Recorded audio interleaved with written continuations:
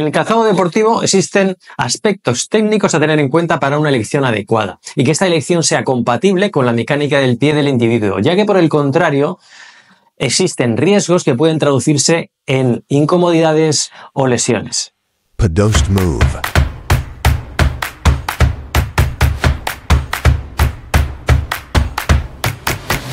Para una buena elección del calzado es esencial tener en cuenta la actividad a realizar, en este caso correr, y las características físicas del individuo, como por ejemplo la edad, el sexo, el peso y la condición física.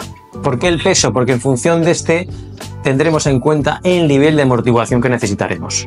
La edad es otro de los aspectos relacionados con la amortiguación, ya que en función de los deportes que hayamos realizado, las lesiones que hayamos padecido a través de estos deportes, las secuelas que nos ha dejado, deformaciones congénitas que tengamos, como por ejemplo alus valgus, el juanete, alus rigidus, limitus, etc. En el sexo será importante tener en cuenta la mayor flexibilidad y movilidad de las articulaciones en la mujer con respecto al hombre, así como el tamaño y la anchura del pie. La condición física es importante desde el punto de vista diferenciador del usuario. Hay atletas de mayor nivel que fundamentan sus preferencias por la experiencia, buscando detalles que puedan mejorar el rendimiento deportivo. Aspectos a considerar en la elección de un calzado. Estos tres primeros son muy básicos y serían válidos para cualquier tipo de calzado. Lo primero es el contrafuerte, que es la parte dura, que debe ser dura del retropié. Si presionamos de arriba abajo y no se deprime, es óptimo.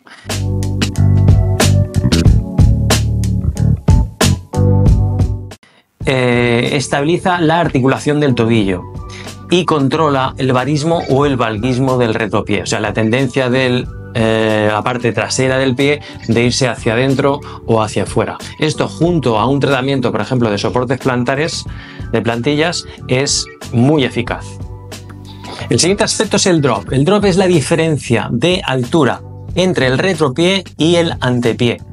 Cuanto mayor sea el drop, mayor ángulo de inclinación entre el retropié y el antepié, dibujando esta pequeña inclinación que ayuda a el impulso.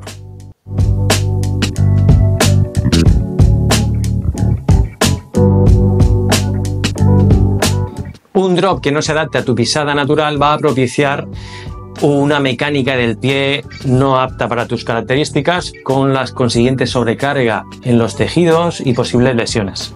No hay que confundir el grueso de suela con el drop. Una suela gruesa y uniforme equivale a un drop bajo. Un drop estándar aproximadamente entre 6 y 10 milímetros, que dibuja un pequeño desnivel que propicia pues una mejor impulsión. Pero va a depender del peso y de las características, evidentemente, del individuo. Un aspecto importante y que no se tiene muy en cuenta es la anchura del medio pie y el antepié. Si nos fijamos, algunas marcas estrechan mucho en el medio pie. El antepié es ancho y se va estrechando al medio pie. Es más inestable y si utilizamos un soporte plantar, una plantilla personalizada, muchas veces erosiona en los laterales, porque no acaba de asentarse. Yo siempre me fijo en el medio pie. Si el medio pie es ancho, el antepié también lo será. Es importante que el medio pie sea ancho para la estabilidad. El antepié es muy importante que sea ancho también porque en el momento del impulso, cuando despegamos el talón del suelo, los metatarsianos tienen la tendencia a abrirse para coger estabilidad. De esta manera, si el antepié es ancho, los dedos pueden movilizar mejor.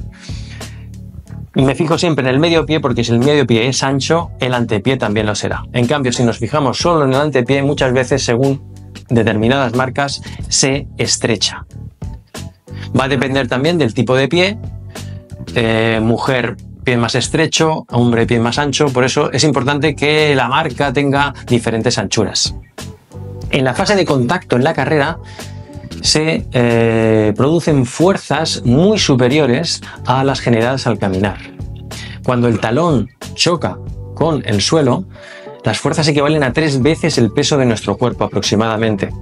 Estas fuerzas son devueltas en la misma magnitud y dirección, pero de sentido contrario.